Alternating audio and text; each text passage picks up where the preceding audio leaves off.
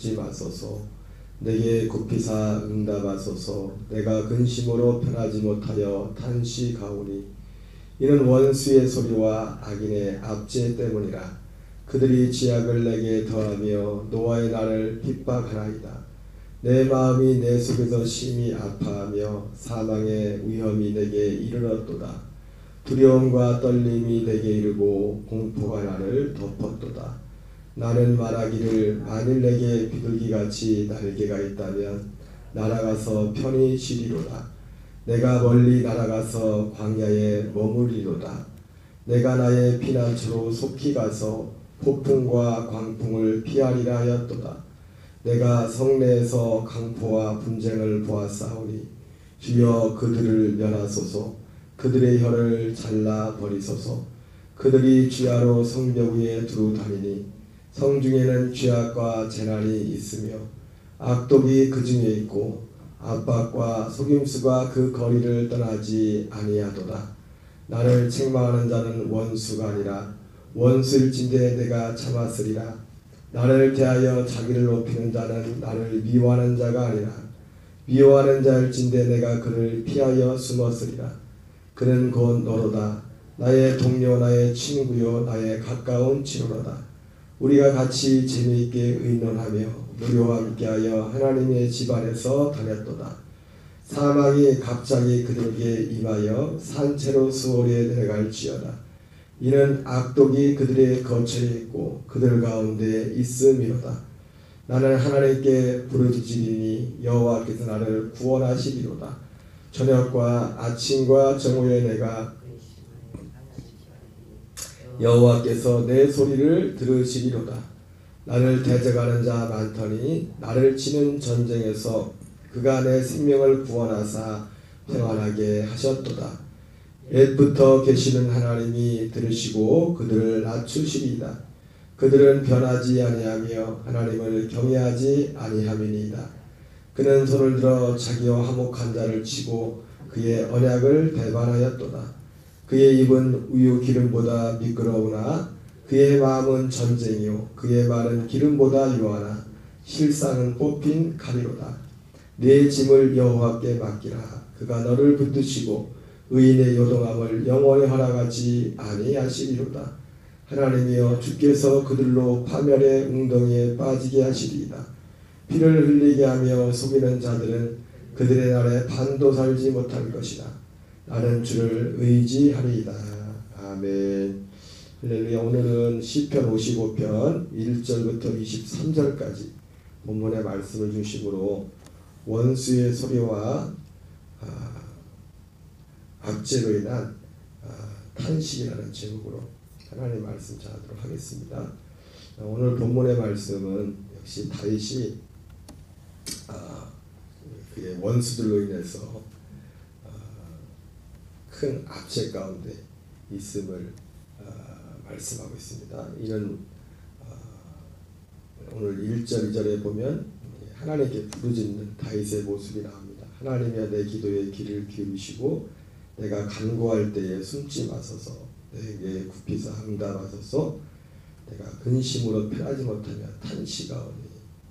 심한 근심으로 편하지 못하며 탄식하고 있는 다윗의 모습을 봅니다. 이는 원수의 소리와 악인의 압제 때문에 그들이 죄악을 내게 더하며 노아의 날을 핍박하나이다. 악인의 원수의 소리와 악인의 압제로 인해서 하나님 앞에 탄식하는 다윗의 모습을 보게 됩니다.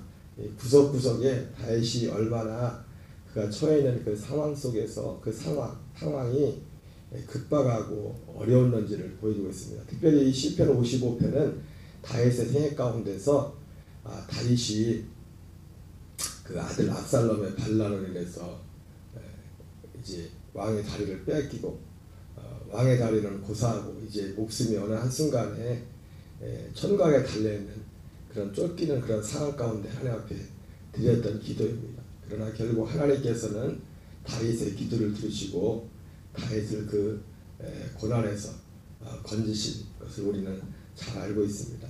오늘 본문 가운데서 크게 이 시편 55편은 다윗이 당했던 그 압박, 그 핍박, 그 고난의 그 정도를 어느 정도였는지를 또 보여주고 있고, 또 중요한 또 하나는 뭐냐면 다윗이 당했던 이 탄식과 이 압박의 가장 큰 원인이, 특별히 이제 이 구체적으로 들어가면 다윗이 아들 압살롬에게, 이 첫째는 이제는 아들로 인해서 그런 어려움을 당한 거죠. 아들, 다른 사람도 아니고 자기 배로 난 건 아니죠. 그 와이프가 얘기를 하지만은 자기 배로 난 거나 마찬가지죠. 자기 배에서 태어난 자식이 칼을 들어서 자기를 죽이려고 하는 그런 상황감. 첫 번째는 그것이었고, 또 하나는 뭐냐면 압살롬의 반란뿐만 아니라 이 압살롬 편에 섰던 사람들이, 그 중에 특별히 아히도벨이라는 사람은 그 압살롬의 모사였죠. 압살롬의 모든 어떤 이제 다윗을 이게 죽이는데, 다윗을 지금 이 반란을 깨하고 왕권을 탈취하고 다윗을 죽이려고 하는 이 일에 있어서 모든 전략들을 짰던 사람이 아히도벨이었습니다. 물론 나중에 그 아히도벨의 그 모략을 하나님이 패하시죠. 어떤 다른 사람을 이제 다윗 편에서 이제 우장으로 이제 들어가 가지고 그 아히도벨은 다윗이 쫓기는데 지금 시간을 지체하지 말고 이제 바로 죽이라, 이 전략을 짰는데 다윗 편에서 보냈던 모사는 이제 그것을 이제 바꿔버리죠. 들어가 가지고 아니라고 몰라서 그렇지, 아무리 임금님이 지금 다윗이 지금 이렇게 쫓기는 신대가 있지만 그래도 이 사람이 어떤 사람이냐고, 사울이 죽인 자는 천천히요, 다윗이 죽인 자는 만만인데 함부로 그냥 막 갔다가 잘못해버리면은 이거 숲으로 돌아갈 수 있다, 그런 어떤 전략을, 사실은 아히도벨이 모략에 맞았어요. 바로 쫓아가셨어요. 다윗은 꼼짝없이 잡혀 죽을 수밖에 없는 그런 상황인데, 이제 하나님이 참 감사하게도 이 다윗이 이제 보냈던 그 모사 위장에서 이제는 마치 이제는 그 다윗 편에 서 있는 사람이 압살롬 편에 마치 편에 드는 것처럼 와서 이제는 그것을 이제 바꿔버리죠.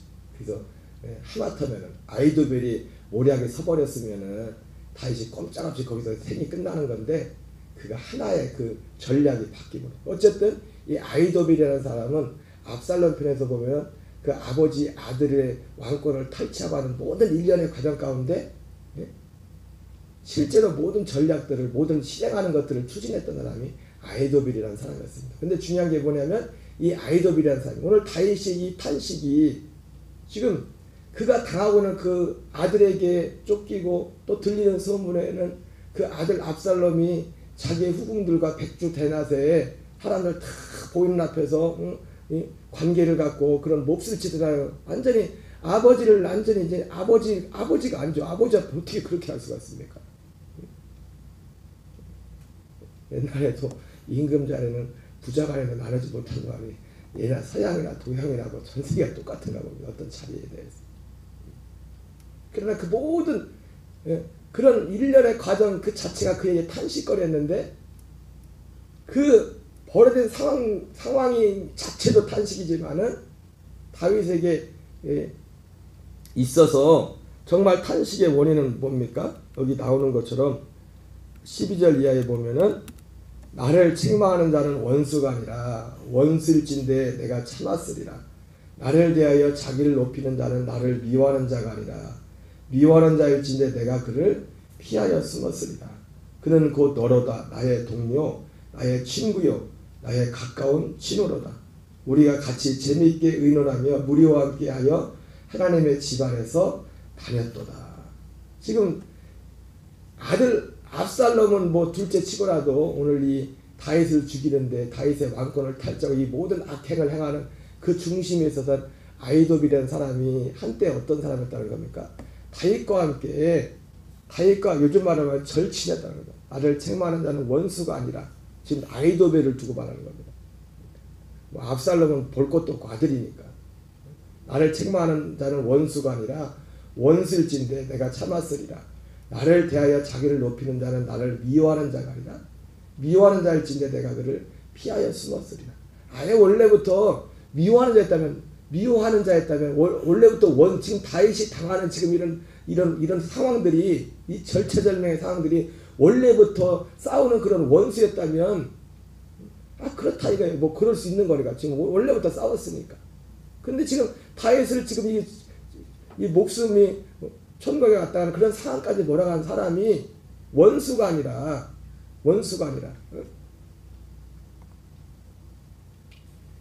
자기를 높인 자를 미워한 자가 아니라 미워한 자일진 내가 그를 피하여 숨었으리라. 그는 곧 너로다 나의 동료 나의 친구여 나의 가까운 친구로다. 우리가 같이 재미있게 의논하며 무리와 함께 하나님의 집안에서 다녔도다. 이렇게 말씀하셨습니다. 그래서 오늘 이 시편 55편에 흐르는 전반적인 이 내용이 먼저는 다윗이 하나님 앞에 지금 당하는 이 고통에서의 하나님의 결국은 이제 여기서 이 원인이 이유가 어떻든지 간에 여기서 건짐을 받아야 되죠. 하나님 앞에. 그래서 하루 3번씩 아침과 정오와 저녁에 3번씩 하나님 앞에 기도를 했다. 탄식하며 하나님의 부르짖었다고 다윗이 그렇게 말씀하고 있죠. 우리도 뭐 보통 진짜 급박한 문제들이 있을 때는 뭐 새벽에도 기도하지만 점심에도 기도하고 저녁에도 기도하고 그렇게 기도하는 그런 기도의 때로는 모습들도 필요하죠. 어쨌든 하나님은 다윗의 기도를 들으십니다. 다윗의 기도를 들으시는데 핵심은 이거였다. 오늘 다윗의 탄식의 원인이 원수의 소리와 악인의 압제인데 그 원수와 그 악인이 원래 원수가 아니라 그 악인이 자기가 친구였다. 여러분 이 본문을 보면서 우리가 다윗을 보면 다윗의 이거 시지만은 사도 바울 속에도 이런 모습들이 있었던 것을 보고 이런 모습들 하나의 모습. 우리가 여러분 진짜 사람과 사람 가운데 진짜 친구가 될 수 있는 유일한 길은 그 두 사람의 관계가 두 사람이 사람과 사람으로 친구가 되기 전에 여러분 그냥 사람과 사람으로 친구는 이거는 온전하지 못합니다. 사람과 사람으로 만나는 친구. 진짜 친구가 될 수 있는 유일한 길은 뭐냐면 그 사람 두 사람이 다 관계를 맺은 두 사람이 다 그리스도 안에 있을 때만 가능해요. 친구가 된다. 갈라디아 4장에 보면 갈라디아 전체가 그런 내용이지만은 사도 바울이 갈라디아 교인들처럼 고통하잖아요. 그죠? 고통하는데 탄식합니다. 탄식하는데 그 탄식하는 이유가 물론 상황적으로는 뭐 이런 상황은 아니지만 닮은 꼴이 있어요. 닮은 꼴이. 갈라디아 4장에 보면 다윗이 그 갈라디아 교회를 향해서 내가 너희들에게 다윗이 지금 갈라디아 교인들이 처음에 갈라디아 그 교회 교인들이 처음부터 다윗에게 그렇게 대했으면은 사도 바울도 그것 때문에 뭐 그런 일이 뭐 한두 번 당하는 게 아니니까 그런 마음을 갖지 않겠지만은 한번 찾아보겠습니다. 갈라디아 4장에 보면은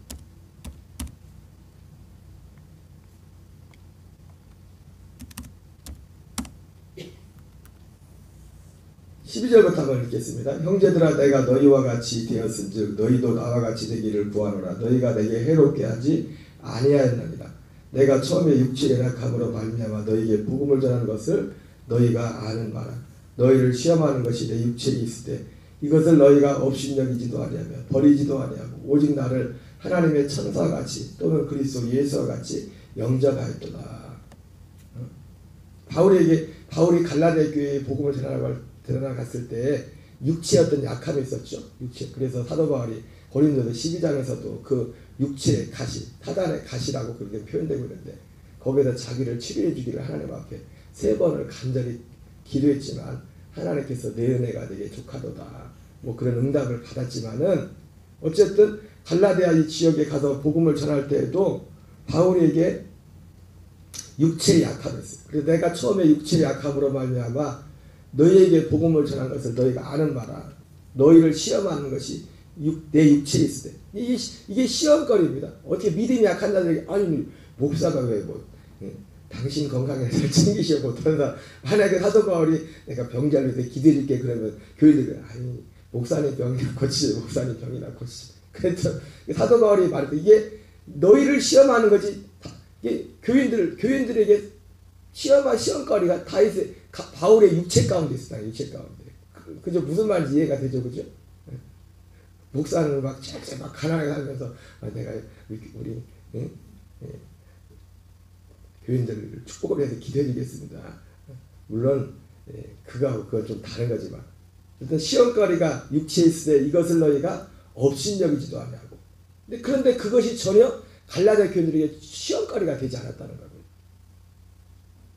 버리지도 아니하고 오직 나를 하나님의 천사같이 또는 그리스도 예수와 같이 영접하였도다. 왜 이게 가능했냐면 이들이 바울에게 그 육체에 그들의 시험거리에 가시가 있었지만은 그게 전혀 문제가 되지 않았던 건 뭐냐면 처음에 바울이 가서 복음을 전했을 때 이들이 바울이 전한 복음을 그대로 받아들인 겁니다. 복음. 여러분 그리스도의 복음을 진짜 그 복음을 연합하면 시험거리가 될 게 없어요. 시험거리가 될 게. 그 기준은 다른 것이 아니라 그 복음이 기준이기 때문에. 그런데 이들이 어떻게 합니까? 그래서 15절에 보면 너희의 복이 지금 어디 있느냐? 내가 너희에게 증언하노니 너희가 할 수만 있었더라면 너희의 눈이라도 빼어 나에게 주었으리라. 그래서 많은 분들은 그 바울의 그 육체의 가시가 이 눈과 관련된 것이라고 말을 합니다. 뭔지는 모르지만 눈이라도 빼어서 육체에 할 수 있으면 우리 눈이라도 빼가지고 이것이 갈라디아 교인들의 복이었다는 겁니다. 근데 이 갈라디아 교인들이 바울에게 눈이라도 빼주고 싶은 그것이 뭐 우리가 요즘 하는 것처럼 목사님 잘 섬겨 뭐 그냥 그런 틀에서 복이라는 게 아니라 바울이 너희의 복이 지금 어디 있느냐 내가 너희에게 증언하노니 너희가 할 수만 있었더라면 너희의 눈이라도 빼어 나에게 주었으리라. 이게 진짜 제가 이게 뭔지 알아요. 어떤 마음인지 조금은 알 것 같아요. 그러니까 이들의 복은 뭐였습니까? 이들의 진짜 복은 뭐냐면 갈라디아 교인들의 복은 뭐냐면 바울이 전했던 그 복음을 정말 밭에 감춘 보화를 발견해서 그렇게 받은 거예요. 그게 복이라고요. 그게 복. 그래서 눈이라도 빼요. 죄송한 말씀이지만 제가 언젠가도 말씀드렸지만 제가 군산에 간미사하면서 군산에 그 선배 목사님 만나면서 이 복음에 대한 눈이 활짝 더 이 복음의 전체적인 것이 대해서 더 보게 되면서 너무 감사해요. 나는 눈을 빼줄 건 없지만은 그래서 실제로 뭐 누가 시킨 것도 아니지만 너무 감사해서 뭐 떡고물 뜨고 세상에 뭐가 주어진 게 아니라 너무 감사해가지고 사실 식사 한번 하라고 식사비 치고 돈을 제가 많이 좀 보내드렸어요. 여러분들은 저한테 그래서 밥 사준 적 있어요? 한번 밥을 사줬죠, 그죠? 밥을 사주는 그게 복이 아니라 지금 눈을 빼줘서 이게 목사를 이렇게 섬겨서 사도 바울이 복이 있다는 게 아니라 지금 갈라디아 교인들이 복이 뭐였어요? 지금 너희의 복이 어디 있느냐? 내가 너희에게 증언하노니 너희가 할 수만 있었더라면 너희는라도 빼어. 바울이 전하는 그 복음이 이 처음에 이 사람들이 받았을 때 아까 말한 거죠. 밭에 감추인 보화를 발견한 사람들은 그 소유를 받아 그 밭을 산다고 했잖아요. 그 가치를 알면은 그 가치에 대해서 갈라디아 교인들이 그렇게 반응했단 말이에요. 그래서 어떻게 반응했어요? 진짜 어떻게 했는지 모르지만 사도 바울이 지금 눈이 지금 육체에 가시가 있는 걸 보면서 눈이라도 빼서 주고 싶은 진짜 그런 마음이 있어요. 왜? 다시 오해하지 마세요. 이 말은 목사 잘 섬겨라 그 얘기가 아니라니까요. 바울의 입에서 나온 전해진 그 복음이 그때 당시 갈라디아 교인들이 볼 때 그렇게 받아들여서 그렇게 그 안에 살았기 때문에. 그런데 지금 바울의 탄식이 뭡니까? 그런즉 내가 너에게 참된 말을 함으로 원수가 되었느냐. 그들이 너에게 대하여 열심을 내는 것은 좋은 뜻이 아니요. 근데 이제 다른 사람들이 와서 바울이 전하지 않은 다른 복음을 전하는 사람들한테 갈라디아 교인들이 미혹이 된 겁니다. 그래서 바울이 냈던 복음의 가치가 희석돼. 또 잘못돼. 그들이 너희에 대하여 열심을 내는 것은 좋은 뜻이 아니요. 오직 너희를 일관시켜 너희로 그들에게 대하여 열심을 내게 하려 합니다. 좋은 일에 대하여 열심으로 삼함을 받으면 내가 너희를 대했을 뿐만 아니라 언제든지 좋으니라. 나의 자녀들아 너희 속에 그리스도의 형상을 이루기까지 다시 너희를 내어 해산하는 수고를 하노니. 그러니까 지금 바울이 지금 마음의 탄식은 뭐냐면 아예 처음부터 이 바울이 전하는 복음을 거부했으면 그러려니 해요. 근데 바울이 처음 복음을 전했을 때 이 복음의 가치 알아들어야 가치를 알지. 이게 뭔 말인지 알아들어야. 이건 복음은 정말 그런 겁니다.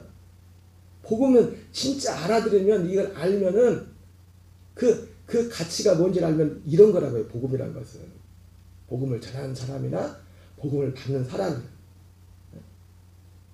근데 지금 다른 사람들이, 이상한 사람들이 와가지고 야 그거 잘못된 거야, 그거 안 해가지고, 이 교인들은, 저도 뭐 교인이고 뭐 되지도 않고 목회도 얼마 못 했지만은 그래도 가만히 보면 목사님들하고 또 교인들하고 다른 게 있어요. 교인들은 진짜 잘해서 그래도 감독이 필요해요. 감독 잘하는 것 같다가도 어느 한순간에 뭐 했더라고.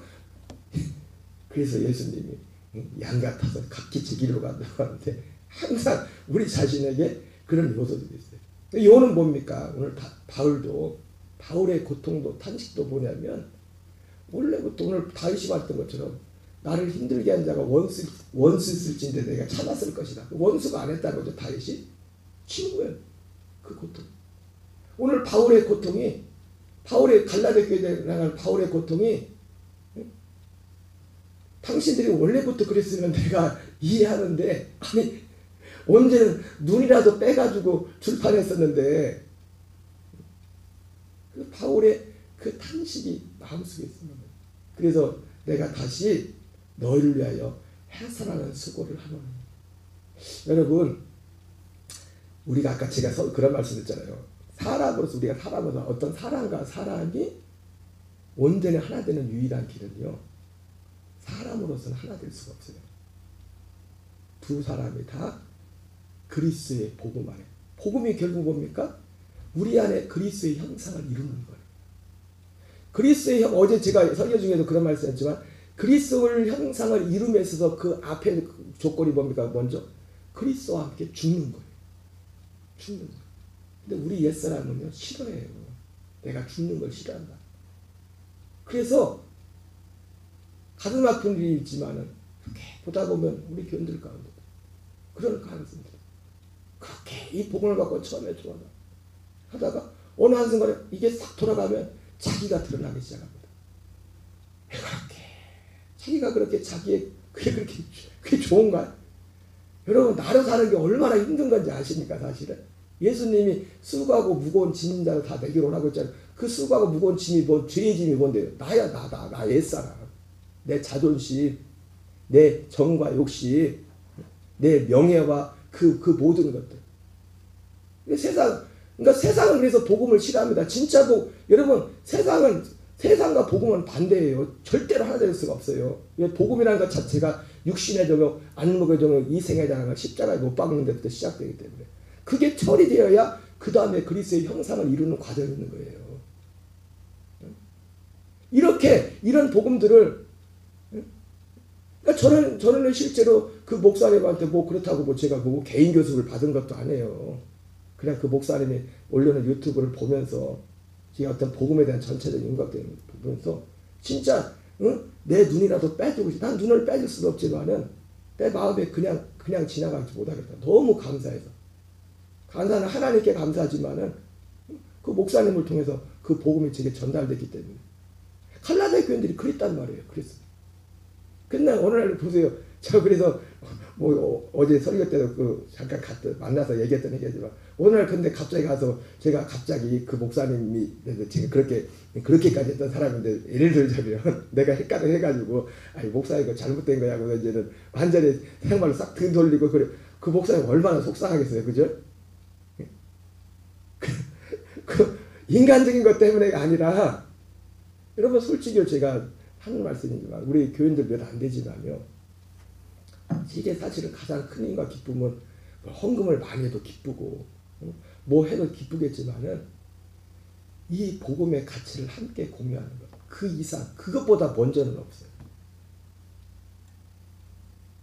그 가치를 같이 알고 헌금하는 것도 왜 헌금하는데요? 이 같이 이것을 전달하려고 헌금하고 하는 게 이것 때문에 하는 거란 말이에요. 근데 이것이 되어지지 않으면 아무리 막 뭐라도 그게 뭔 의미입니까? 사람들의 눈에 볼 때는 뭐 그렇게 보겠지만 하나님 눈에 볼 때는 아무것도 아니란 말이에요. 그거는. 여러분 어쨌든 말씀을 마치겠어요. 오늘 다윗의 원수의 소리로 그 압제와 그 탄식을